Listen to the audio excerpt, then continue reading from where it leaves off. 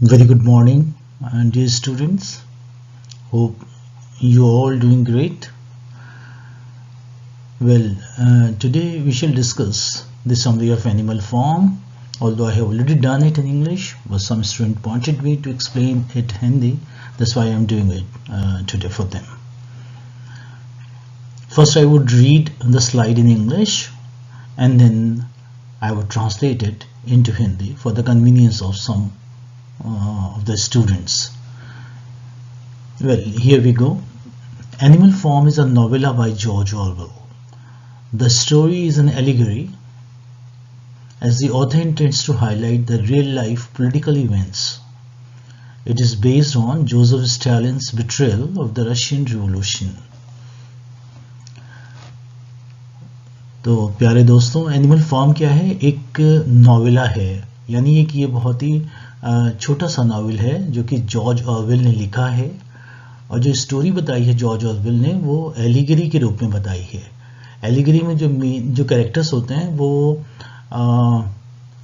जो वास्तव में जो एक्चुअल वो रोल प्ले कर रहे होते हैं वो कैरेक्टर्स नहीं होते, बल्कि जो है यानी जैसे क्योंकि ये एलिगरी है, फेबिल है, तो फेबिल होने की वजह से इसमें एनिमल्स जो हैं वो कैरेक्टर्स हैं, लेकिन एनिमल्स जो हैं वो सिर्फ सरफेस लेवल पे हैं।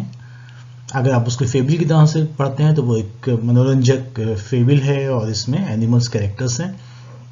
लेकिन ये जो एनिमल्स हैं ये पॉलिटिकल जो फिगर्स थी रशियन रिवॉल्यूशन के टाइम, उनको रिप्रेजेंट करते हैं या उनसे वो रिजेंबल करते हैं, यानी कुछ पैरेलल है जो कि एनिमल फॉर्म के कैरेक्टर्स हैं और जो कि रशियन रिवॉल्यूशन से रिलेटेड पॉलिटिकल लीडर्स हैं। जैसे कि फॉर एग्जांपल इसमें एक बहुत इंपॉर्टेंट कैरेक्टर है नेपोलियन। नेपोलियन जो है वो जोसेफ स्टालिन के लिए स्टैंड करता है, या हमें कुछ पैरेलल नज़र आते हैं, कुछ जो है सिमिलैरिटीज़ नज़र आती हैं जो कि जोसेफ स्टालिन में भी हैं और नेपोलियन में भी हैं। इसीलिए ये क्या है, एलिगरी है। आप समझे आप कि एलिगरी किसे कहते हैं? एलिगरी उसे कहते हैं जिसमें जो इवेंट्स हैं या जो कैरेक्टर्स हैं वो रिजेंबल करते हैं रियल लाइफ कैरेक्टर्स से। Okay, good. सो जैसे बताया हमने आपको, ये क्या है, ये जो स्टोरी है एनिमल फॉर्म की वो जोसेफ स्टालिन ने रशियन रिवॉल्यूशन में क्या उनका रोल रहा और किस तरह से उन्होंने जो है दगाबाजी की, उस बारे में ये कहानी है एनिमल फॉर्म की। तो आगे बढ़ते हैं और हम जाते हैं नेक्स्ट स्लाइड पर। It is a satirical fable set on a typical form called as manner form. Orwell employs a third-person narrator who reports events without commenting on them directly. It was written during World War II and published in 1945. It is about a group of farm animals who rebel against their own farmer, Mr. Jones. They hope to create a place where the animals can be equal, free and happy. In the end, however, they are betrayed and the farm ends up as bad as it was before. तो ये क्या है? ये एक सैटिरिकल फेबिल है। सैटिरिकल किसे कहते हैं? सैटिरिकल है कौन से वर्ड से बना है? ये सटायर से। सटायर मतलब व्यंग।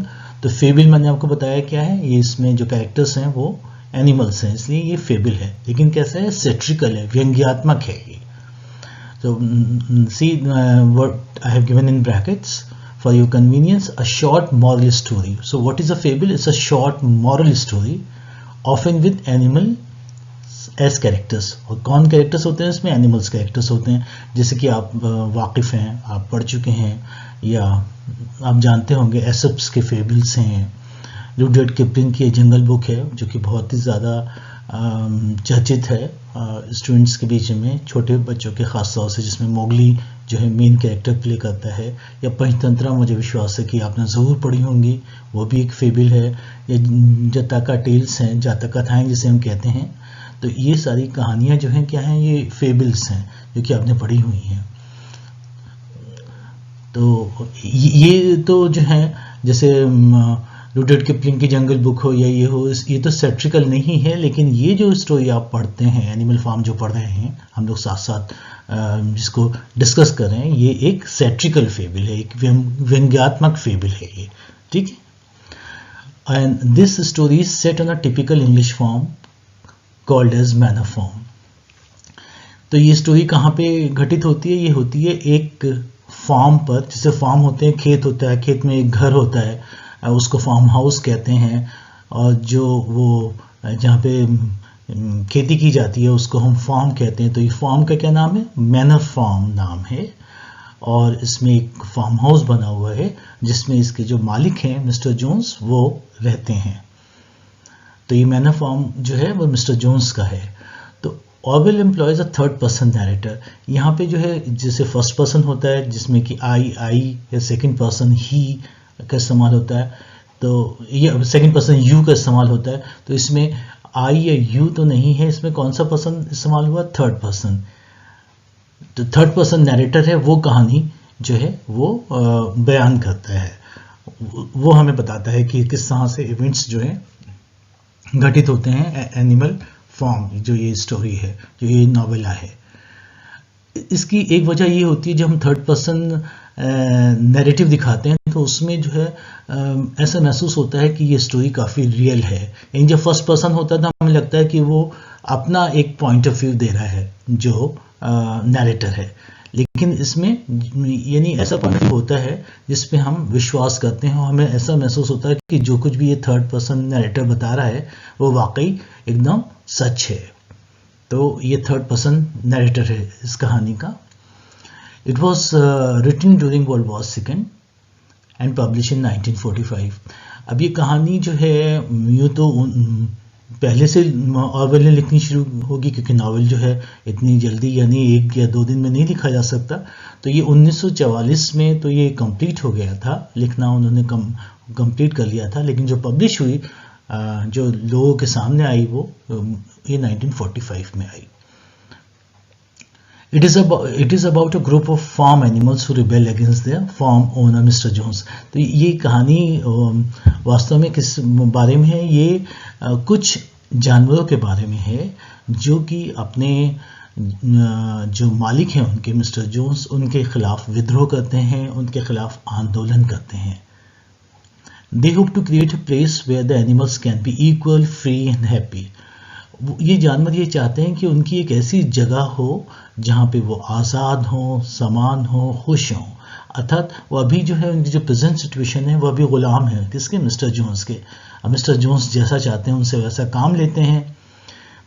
वो खेतों में भी काम करते हैं और दूसरे भी काम करते हैं, और मिस्टर जोन्स अपनी मर्जी से उन्हें खाना जो भी होता है उनका वो सब फीड कराते हैं, और फिर जो जानवर से वो नाराज़ होते हैं उसको चाबुक से उसकी पिटाई भी करते हैं। तो यहाँ पे वो गुलामी का जीवन जो है व्यतीत कर रहे हैं, और उनका ख्वाब ये है, उनका सपना ये है कि वो जानवर आज़ाद हो जाएं और उनमें किसी तरह का भेदभाव ना हो, समानता रहे उनके अंदर, और वो प्रसन्नचित्त हों, खुश हों, किसी भी तरह की उन्हें कोई रंज व गम, कोई परेशानी, कोई चिंता नहीं हो जो कि आजकल रहती है। In the end, however, they are betrayed and the farm ends up as bad as it was before। लेकिन होता क्या है दरअसल कि वो आज़ाद भी हो जाते हैं, वो मिस्टर जोन्स को जो है उस फार्म से बाहर खदेड़ देते हैं। अब वो उनके ऊपर किसी भी इंसान का, किसी भी आदमी का जो है शासन नहीं है, वो किसी गुलाम नहीं है। अब सब जानवर ही जानवर वहाँ पे हैं। अब वो फ्री हैं, आज़ाद हैं, लेकिन क्या वो वास्तव में खुश हैं? क्या वास्तव में वहाँ पे समानता है? अगर हम नॉवेल जब पढ़ते हैं तो ये पाते हैं कि जो ख्वाब थे वो ख्वाब ही रह जाते हैं, वो हकीकत में बदलते नहीं हैं। अर्थात वो जो जानवर थे, जैसे जो कमज़ोर जानवर हैं, जो छोटे जानवर हैं, जो कि ज़्यादा शार्प नहीं हैं, ज़्यादा इंटेलिजेंट नहीं हैं, वो पहले भी एक जो है परेशानी की ज़िंदगी गुजार रहे थे। वो आज भी जब उनका अपना शासन है, जब सारे जानवर ही जो हैं मास्टर हैं, उसके बावजूद भी कुछ जानवरों की ज़िंदगी तो बहुत अच्छी है और कुछ की बहुत ख़राब है। तो हालात कुछ ज़्यादा बदलते नहीं हैं। यही सब कुछ होता है आंदोलन, जब भी कुछ होते हैं, कुछ विद्रोह होते हैं, यानी जो पॉलिटिकल पार्टीज़ होती हैं या जो पॉलिटिकल लीडर्स होते हैं बड़े वायदे करते हैं। वो देखा होगा आपने इलेक्शन से पहले कि हम ये करेंगे और वो करेंगे, एक समानता होगी और सबका विकास होगा और सब लोग जो है तरक्की करेंगे, सबके पास अच्छे मकान होंगे रहने के लिए, सबके पास अच्छे कपड़े होंगे और सबकी ज़िंदगी खुशहाल होगी। लेकिन जब वो व्यक्ति जो है राजा बन जाता है या जो है उसके हाथ में सत्ता चली जाती है, तो हम देखते हैं कि जो कुछ उससे करीबी लोग हैं वो तो खुश हैं, बाकी जो आम जनता है वो परेशान की परेशान ही रहती है। तो कुछ खास बदलता नहीं है उसके लिए। तो सत्ताएं बदलती रहती हैं, वो धनवान होते रहते हैं, लेकिन जो आम जनता है उसका जो जीवन है वो खास बदलता नहीं है। तो अब ये मैंने जो आपको बताया, इससे आपको मालूम हो रहा होगा कि ये जो है इसका एक निचोड़ है एनिमल फॉर्म का। ठीक है, अब हम नेक्स्ट स्लाइड पे चलते हैं। On the manner form, venerable boar named Old Major gathers the animals for a meeting and inspires them to revolt. He tells the animals that human beings are the sole reason that no animal in England is free.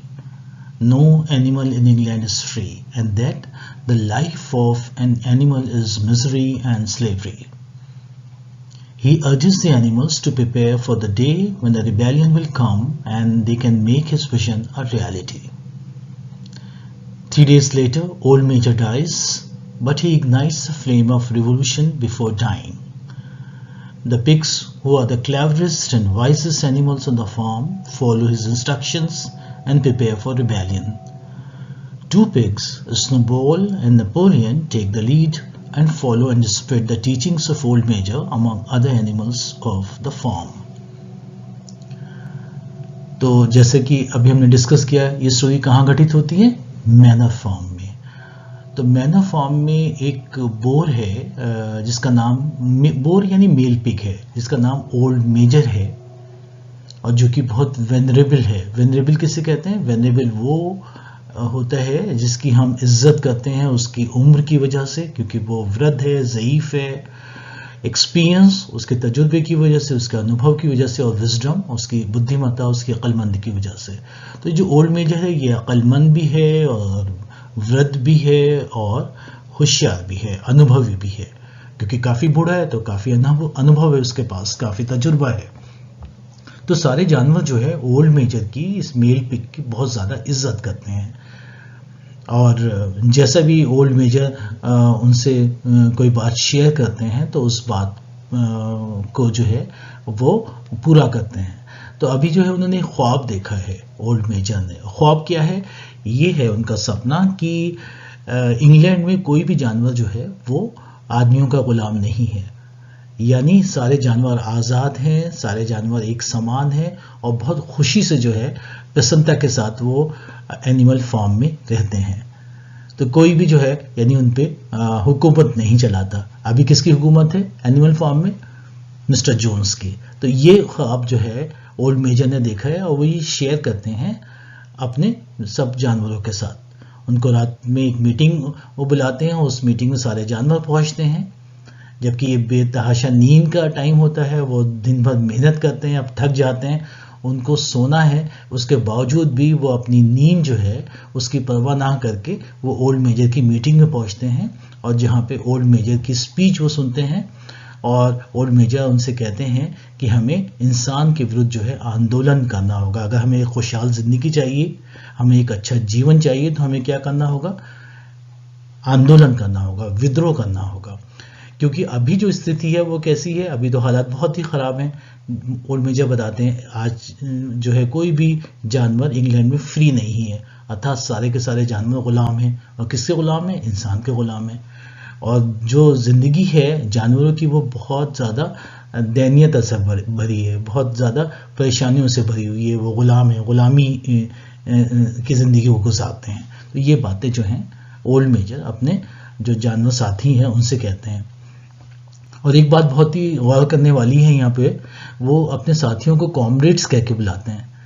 जैसे कि जो आपको मालूम होगा जो Russia में लोग हैं, रूस में, जैसे कार्ल मार्क्स की मैं बात करूं तो वो जो है कॉमरेड्स कह के जो है एड्रेस करते हैं। कॉमरेड्स का मतलब होता है साथी, यानी बराबर के लोग।